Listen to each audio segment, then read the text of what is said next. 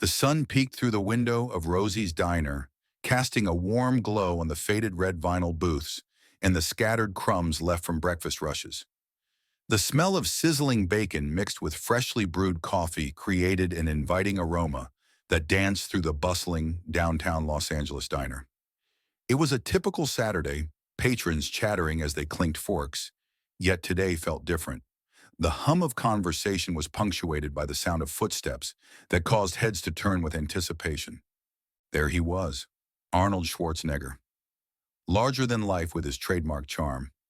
I'd never served an A-list celebrity before, and although I had been a waitress in this diner for years, I felt a rush of giddiness.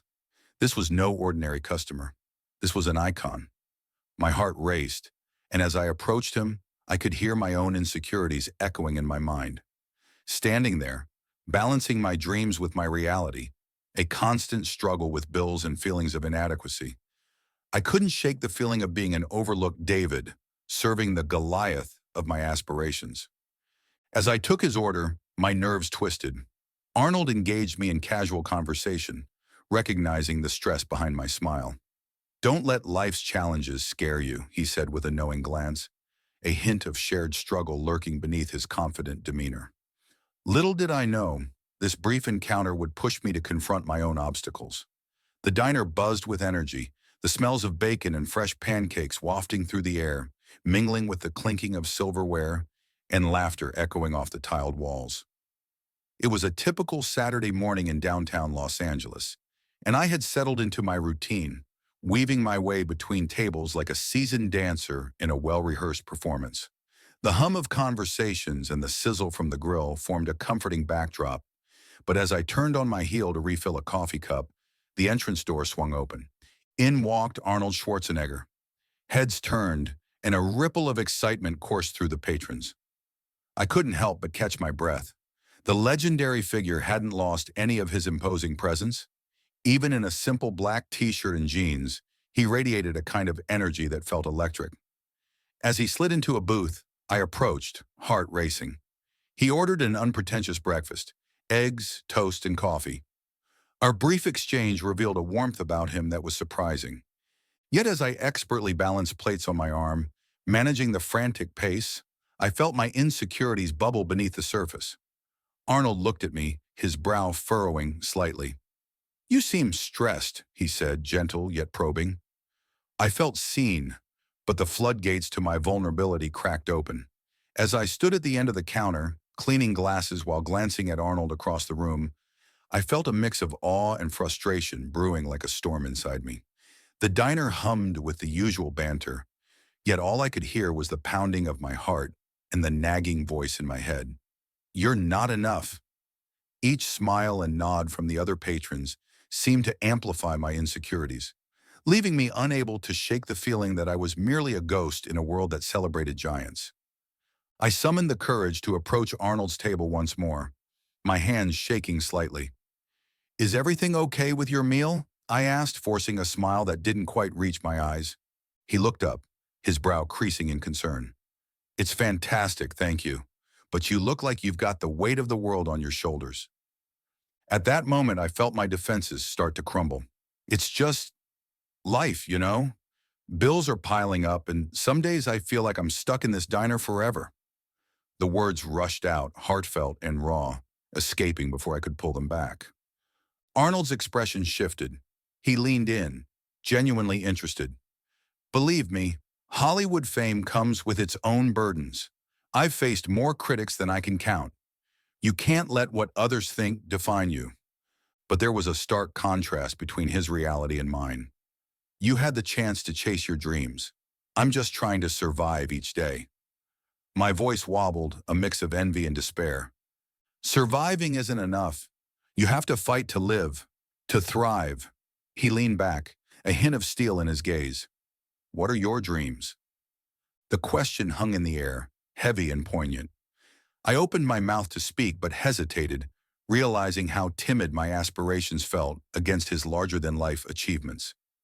I wanted to start my own catering business, but I trailed off, the walls I'd built around my hopes tightening their grip.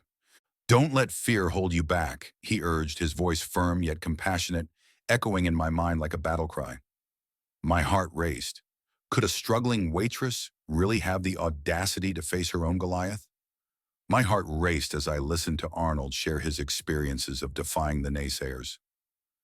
You know, he said, leaning forward, his eyes serious yet warm, every single time I stepped out on stage or in front of a camera, there were people waiting to tear me down. Each word felt like an echo of my own insecurities. I swallowed hard, my breath catching in the back of my throat. Why don't you share that? He urged, a hint of encouragement in his tone. It took a moment, but the dam burst. I couldn't hold back. Because every time I do, it feels like I'm exposing my failures. People don't see my struggle. They only see what I am not. His expression shifted to one of empathy, and for a fleeting moment, I was no longer just a waitress, but someone who mattered. As I recounted the story of my relentless job, of the bills piling up like the dishes I cleared away, of the dreams I tucked away into a dusty corner of my mind, that feeling of insignificance crept back in, shadowed by my own self-doubt. I wish I could break free, but there's this voice, always telling me I should settle for less. The laughter around us faded into a dull hum, creating a vacuum where only our dialogue felt real. Arnold leaned back slightly, intrigued yet understanding. That voice, he said, his tone shifting to almost a whisper, is a Goliath you need to slay. I blinked away fresh tears, startled by his blunt honesty. Could I really be a David in my own life? Just then, the door swung open, and a group of rowdy patrons barged in. The moment shattered, pulling me back to reality. What if it never changes? I blurted, the desperation in my voice clear as the laughter and chatter flooded in. Would I always remain in the shadows? Arnold paused, eyes locked on mine. That's the question, isn't it? He replied, and I sensed the uncertainty unfolding, a thread hanging in the air, waiting to be resolved. The note trembled in my hands, each word curling around my heart like a flame, illuminating truths I'd kept buried beneath layers of self-doubt. I stood frozen in the bustling diner, the surrounding conversations fading into a dull hum as I read Arnold's message over and over. It was as if he had reached into my soul, bringing forth the very monsters I'd been too afraid to confront. Life's greatest challenges come from within, it said. Face them head on, not as a victim, but as a warrior. Each line felt like a battering ram against the walls of my insecurities. Tears spilled down my cheeks unbidden as I looked up to find him watching me, concern reflected in his eyes. I didn't mean to upset you, he said quietly, his voice low and warm, cutting through the cacophony of clattering dishes and chatter. It's not you, it's just your words. They hit harder than I expected. I drew in a shaky breath, trying to compose myself. I thought you were just this unattainable figure, living a perfect life, and here you are, telling me you've had to fight too. Arnold leaned forward, his demeanor serious now. Listen, the truth is, everyone has a battle.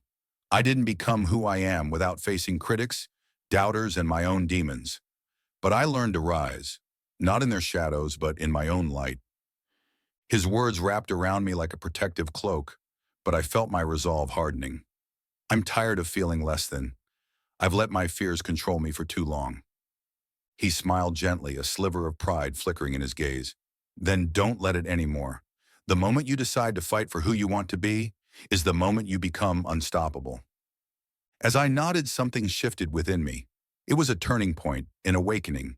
The tears weren't just sorrow, they were clarity. I realized I could transform my narrative, sculpt my destiny with strength. With a newfound fire igniting in my chest, I cast one last glance at the dining area, knowing that today I'd started my true battle. As I left the diner that day, Arnold's words danced in my mind like a beacon of hope. I realized how much I had closely mirrored his own struggles, battling my insecurities in a world that often felt too demanding. In the following weeks, I took small but significant steps. I signed up for night classes in business management, my heart pounding with both fear and excitement. Each challenge I faced began to feel less like an insurmountable wall and more like a stepping stone toward my dreams. Reflecting on that seemingly random encounter with a legend, I understood the true message. Everyone, no matter how powerful, faces their own Goliaths. It empowered me to face my own battles head-on, embracing vulnerability as strength. No longer just a waitress serving meals, I was now the author of my own story. By finding common ground with someone I once viewed as unapproachable, I learned that resilience is built through empathy, ultimately leading to my personal growth and newfound confidence.